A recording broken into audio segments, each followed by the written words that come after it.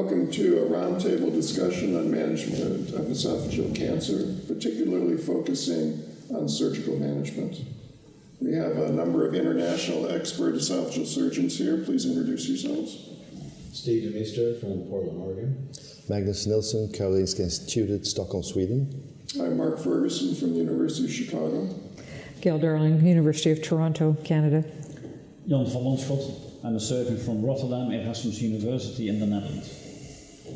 This segment is going to focus on induction therapy for esophageal cancer. And the first question I'd like to pose is, do you refer your patients with clinical T2N0 disease for induction therapy? I think the papers tell us you can't make the assumption that it's clinical T2N0. You must identify more accurately what the T stage is. In most of the publications, there's a huge portion of those patients that are overstaged, meaning they're T1A or T1B, and there's others that are T3. Endoscopic ultrasound is pretty good at picking out T3, iffy at T2, worthless at T1.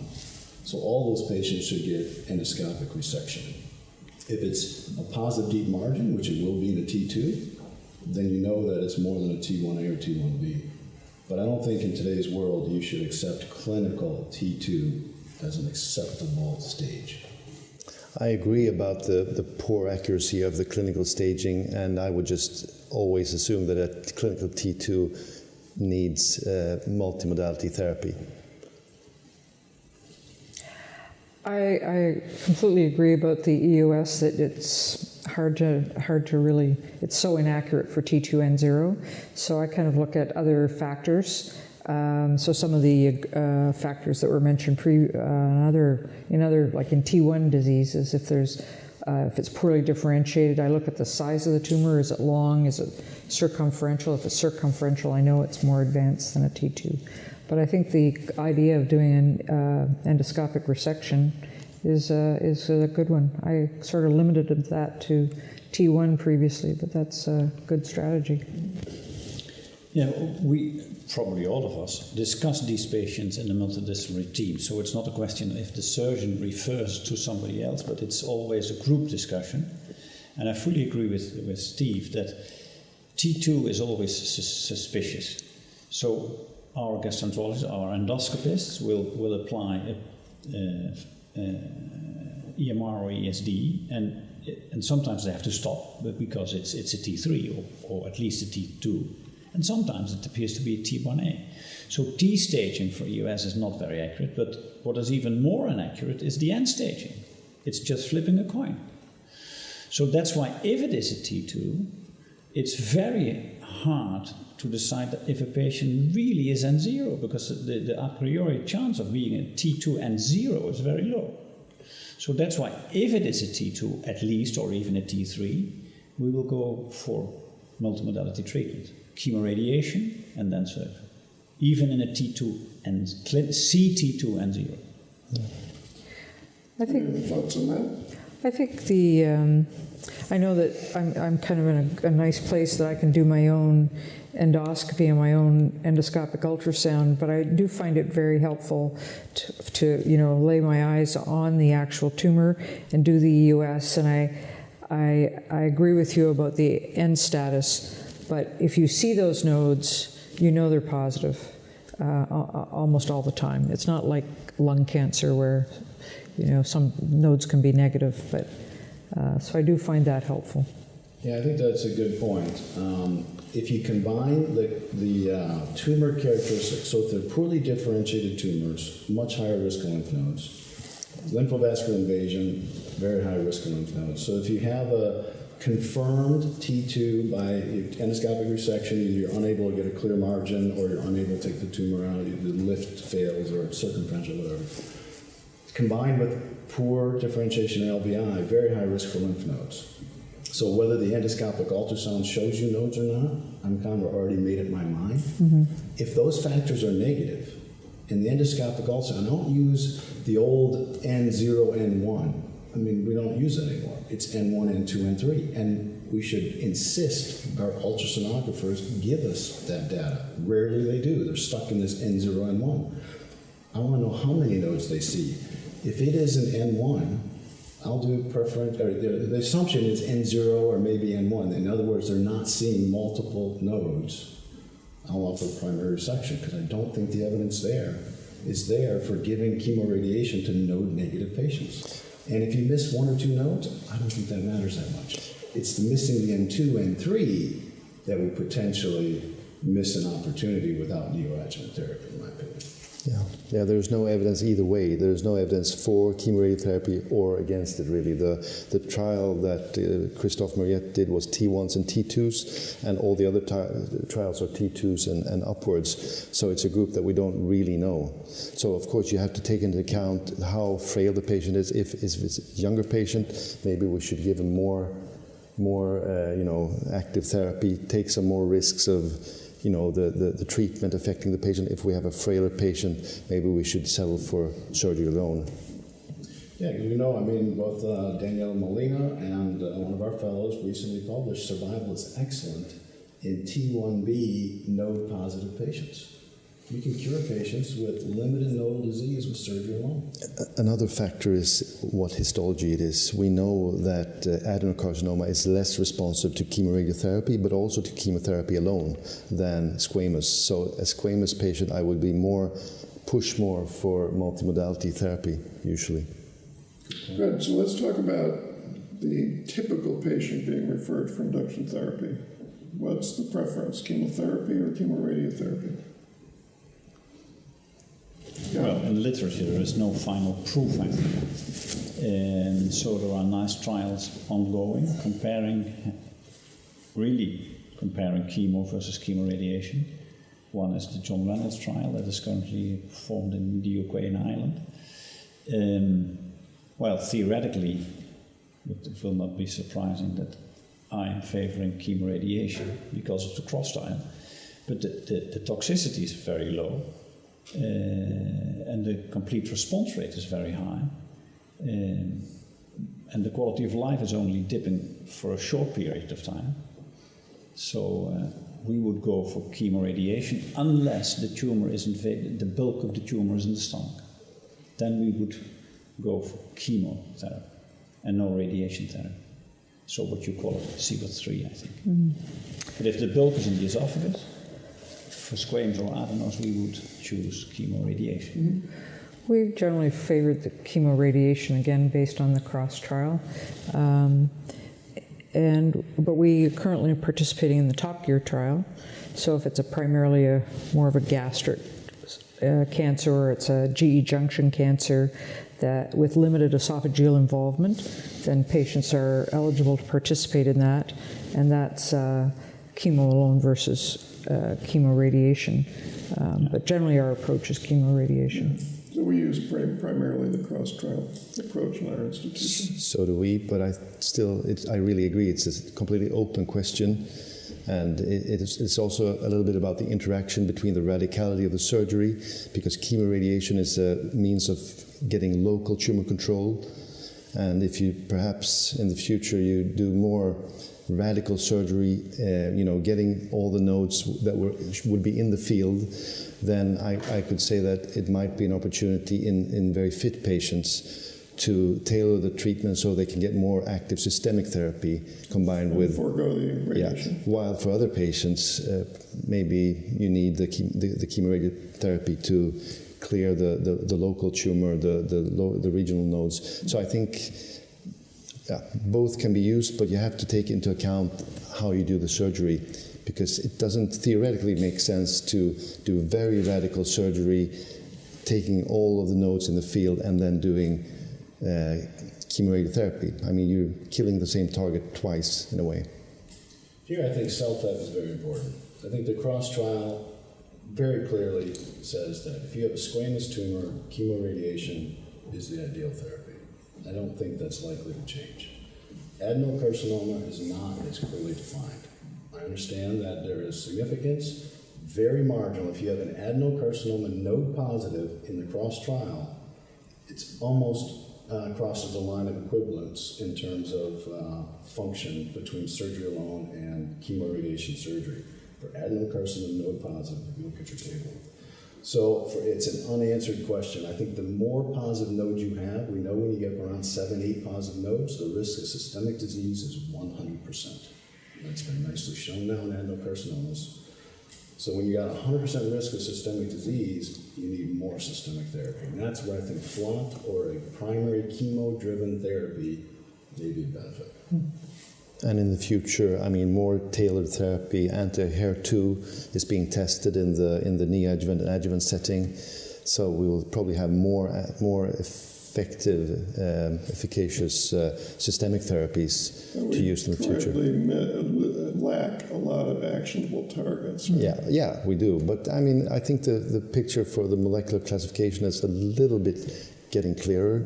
There's proposed 4 subtypes now, and using immunotherapy might be feasible in 1 or 2 of the subtypes. They're probably more gastric, but I think we're going to see a development in this field in the future. And but that's clear. Yeah, we need more effective systemic therapy to cure more patients. Sure. Local regional control, Yeah. either by surgery or by the surgery and chemoradiation, is now more or less perfect. The incidence of local regional recurrence only is very low. Very low. Yeah. But the problem is systemic dissemination, as Stephen says. Yeah. But I'm afraid that at the moment we don't have those magic bullets yet. No, we don't. That should be the future of research. Yeah. But it's almost a systemic disease, almost from the get-go. Oh, Yeah. wait a minute. You're taking us back to what Oringer said 40 years ago. No, I don't mean it. No, T1A is not systemic. No. It's not. But So be by the careful time because that's sorry. taking us back in history. It is not systemic at the time of diagnosis. You can cure almost virtually everybody with a T1A cancer with resection alone. So it's not. It becomes systemic, but it is not systemic in everybody. So let's make that perfectly clear. I'm sorry to have offended you, but I still hear Oringer preaching that. Oh gosh, 40 no. years ago. But we got to put that. Once they become a T2, it's almost all systemic. No, once it becomes node positive, we have a nice graph. I don't think I've published it, but the T size is much less important than the N. I personally would rather have a T3N0 than a T2N2 any day of the week. It's not the size, it's the lymph nodes that determine it. It is the risk. lymph nodes that determine it. It's Hallstedian principles. It's the biology. It's the biology. It's Hallstedian principles. But it's the nodes that determine the risk of systemic But disease. the likelihood of positive nodes is much higher once you have a T2. Oh yeah, they're linked, but they're not completely tied together. You can have a T3N0 and you can have a T3N3, and they're completely different tumors. Right, we can agree that it's a bad disease. It's a bad disease. We need better systemic therapy. That we agree on. So let's take your patient who's completed induction therapy. What restaging tests would you typically recommend? Let's assume After neoadjuvant. Yes.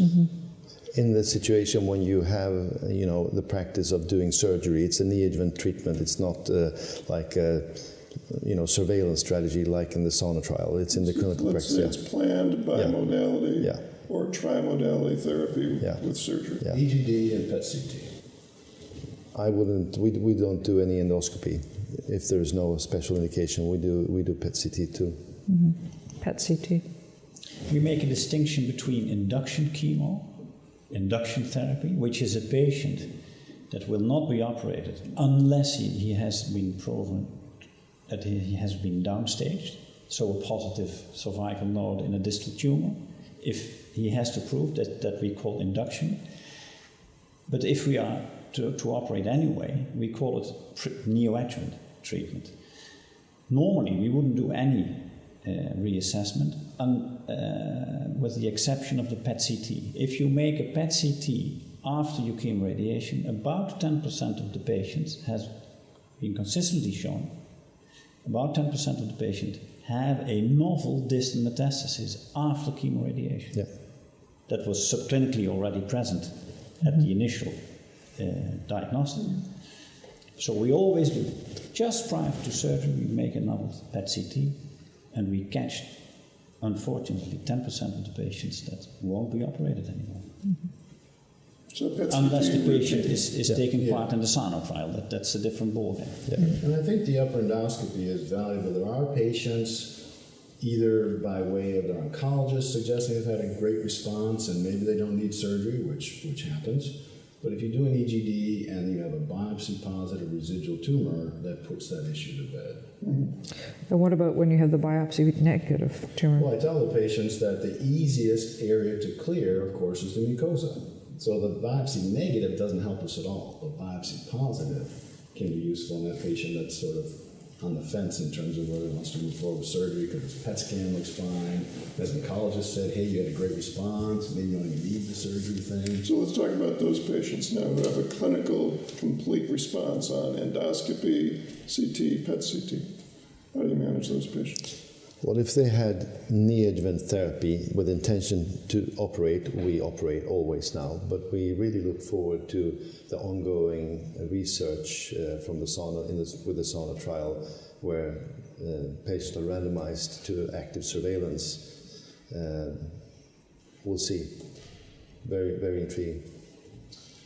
I think that's a reasonable approach if it's 50-50, that you've got a complete pathologic response. It's not. There is no therapy today that gives you a 50-50 for adenocarcinoma chance of complete pathologic response. So you've already predetermined that some 75-80% of patients are going to fail. They're going to have recurrent disease. So to me, that's not even flipping a coin. That's a bad trial, in my opinion.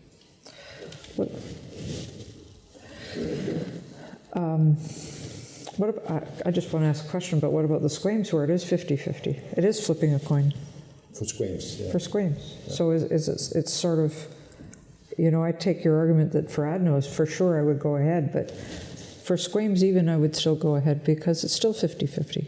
Yeah. It's still 50-50 if you don't do any effort to try and assess the response. But it's not 50-50 at all if you do PET-CT followed by endoscopy and bite-on-bite biopsies. And the US will have an A of positive note. The risk of missing a tumor is 10%. We have just published in the Lancet Oncology that now we have a rough method of separating the complete responders versus the non-complete responders. So now the question is, how accurate should you be? Because now, with this set of diagnostics, the chances of being a pathologically complete responder is 90%. It's not 50-50. And of course, we have to prove that whether or not it is acceptable to follow up these patients, nobody knows. But I feel it's very hard to operate on all these patients, and in 1 out of 3 patients, I have to say, well, you did it. You are going home tomorrow, but we didn't remove any malignant cell. In 1 out of 3 patients after cross, independent of adeno or squamous. In the adenos, it's 25%. So we must try and answer the question whether we can identify by proper evaluation which are these patients, who are these patients, and if we can do that, it might be worthwhile to wait and see, delay the surgery, and go on and do active surveillance and try to catch the malignant cells. That's what we now try. I cannot predict the outcome of the trial, but I think it's a reasonable way to go. Yeah, I mean, we'll wait and see how that goes, but MD Anderson, multiple centers have published that PET-CT scan, endoscopic ultrasound, endoscopy, none of those things can reliably define who truly has a pathologic complete response and who does not. So read the paper in Lancet Oncology. Yes. Read the letter that that's the NDA. one center out of many that have looked at this. Yeah, but nobody We'll did the combination of the diagnostics. Some people did the EUS, some people did the endoscopy and biopsy, some people did the PET, but nobody combined them. Yeah. And that's what we did. The residual tumor is either in the deep wall of the esophagus, so how are you assessing that? Because biopsies don't get deep enough. Yeah. Or there can be micrometastatic disease left in the lymph node. Absolutely. And that can be very difficult to decipher on an endoscopic ultrasound or even FNA. So we'll see. I don't think it's going to be as clear cut as what you're Absolutely. That's exactly why we do the trial. It's we a don't bold- apply it clinically, but we do it under very controlled conditions, which is called an RCT. It's a bold trial, but we really look forward to the results. Yeah. If But it it's succeeds, It's gonna not move things clinical forward. routine, and that's what I would like. I think to underline. that's very important. I have my fellows saying, "Oh, 50%, we shouldn't operate on this patient," and I'm like, "Well, we don't really know yet." Yeah, absolutely. So for now, we're operating on all those patients. And bear in mind, this concept of pathologic complete response is very vague because most pathologists slice a node in half, take a 10-second look at it, and call it negative. If you do immunohistochemistry, numerous studies have demonstrated there is residual immunohistochemical disease in a lot of nodes that histologically are called negative. So sometimes, even in this pathologic complete response patient where you say, we didn't do them any good with surgery, I disagree. We're taking out disease that nobody understands or recognizes is there. And I think if you actually looked at patients that, if we had a magic way of identifying patients that truly had pathologic complete response, and we left some of those patients without surgery and others had surgery, I still think surgery would benefit because of this immunohistochemical issue. Oh, one small issue, I think. Okay. Once again, I want to underline, it's all non-standard clinical trial. But nobody knows, there is no pathologist that can tell you whether or not that cell that he identifies in the lymph node is viable. It might be a dead cell that's still hanging and is not able to grow and not to divide or metastasize. So the argument can use the other in both ways. And the only thing that counts is the clinical trial. And we must be very careful. We have careful stop rules when we go on with the trial and when we should stop.